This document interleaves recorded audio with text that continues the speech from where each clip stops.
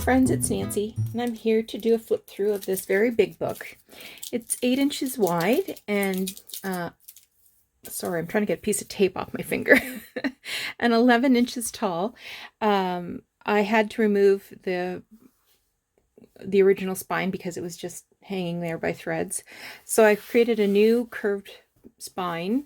It's a hollow back, and it's 1 1/8 wide. In order to I knew I wanted to do 5 signatures, but I didn't realize how bulky it was going to be, so I had to take off the old new spine, make another new spine so it could accommodate some of the embellishments in here. So it's going to be difficult to get this all in, but I will do my best. So the book is called Flower Emblems, and it says From the Snowdrop to the Holly. And this is very heavy covered. It has a beveled edge. And when we open it up, you can see I used fabric to cover the inside. Trying to get it in there. The inside cover. I added a piece of vintage lace here to make a pocket. And I just made this little tag. You can move it anywhere, put it in the book anywhere, using an ad from a turn of the century magazine, women's magazine. It's escaping me right now what the name of the magazine is.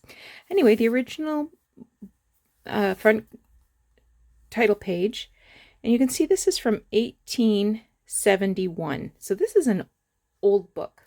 I've added lots of handmade lace, both tatted and crocheted, and stitched it on there. And I've used a lot of original pages from the original text block. So let's get started. Big pages. So this, think of, like a coil bound notebook. That's the size we're talking here. So I have some ledger paper.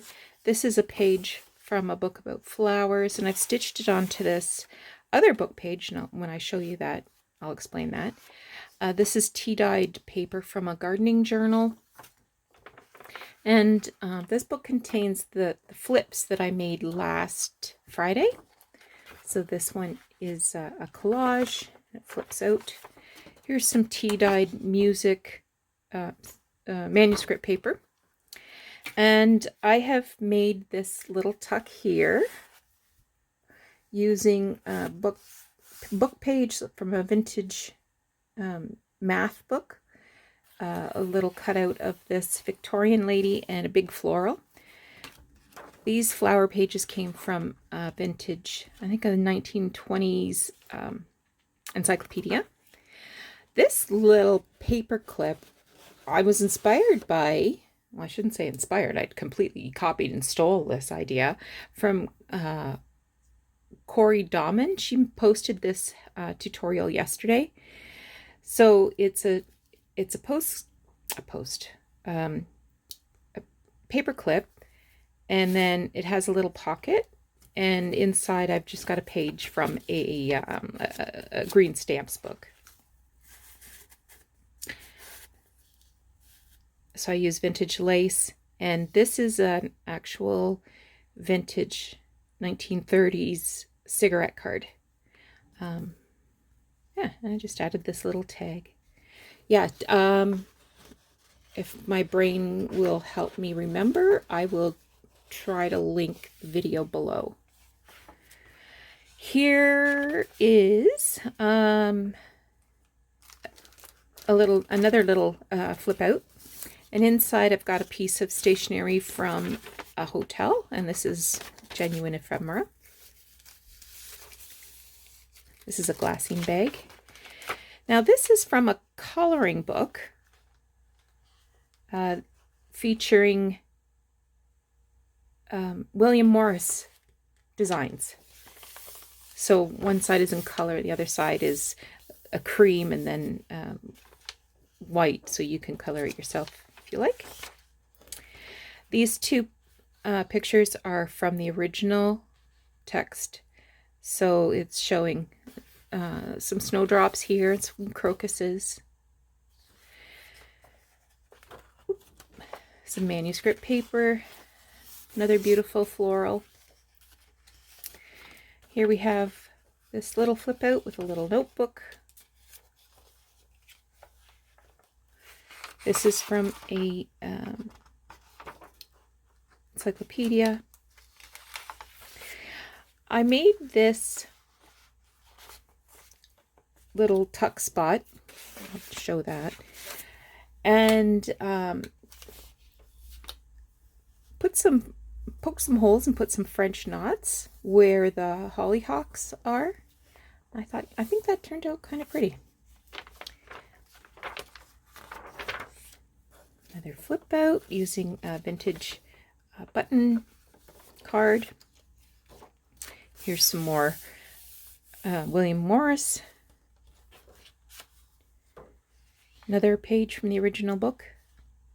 These are pretty sturdy. They're almost like a double-sided, the weight of a double-sided scrapbook paper, but I love the aging.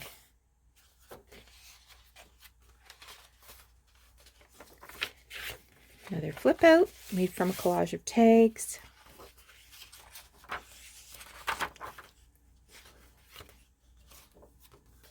So you can see there's lots of room for journaling or making, gluing in pictures or making it a glue book. This is another tuck spot. And the weight of this lady is like a card weight, heavy paper anyway. And I just made this little collage with book page and lilacs. Here's another flip out using a flashcard and florist's card. Original book page. This is genuine ephemera, and I've made this little tip out. You can see the studio name on the back. Love these lilies.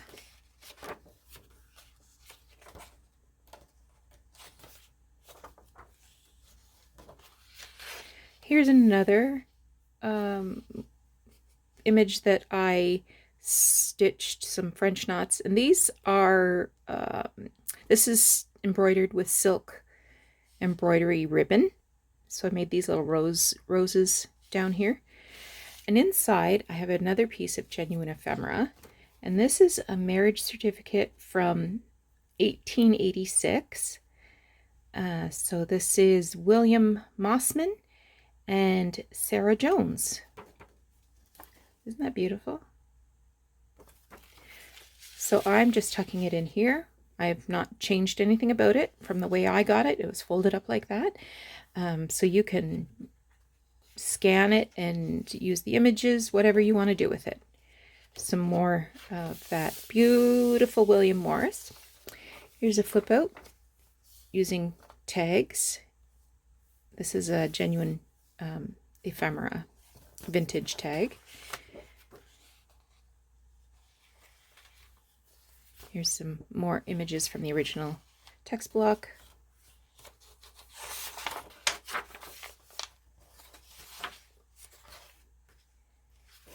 Aren't they beautiful? Another little flip out. This is a Rolodex card with some lace.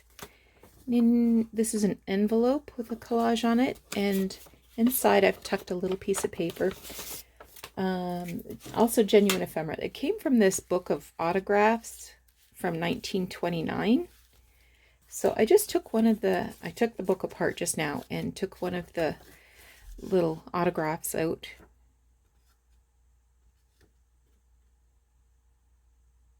So it says, "Dear Vera, never sharp, seldom flat, always natural." From Grace.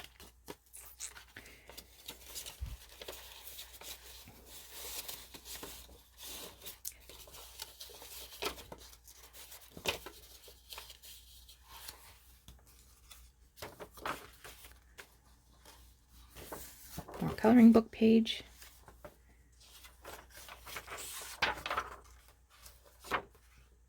This isn't a tuck spot. This image I cut from a turn of the century magazine. I think the same magazine as this, actually. And I love the daffodils.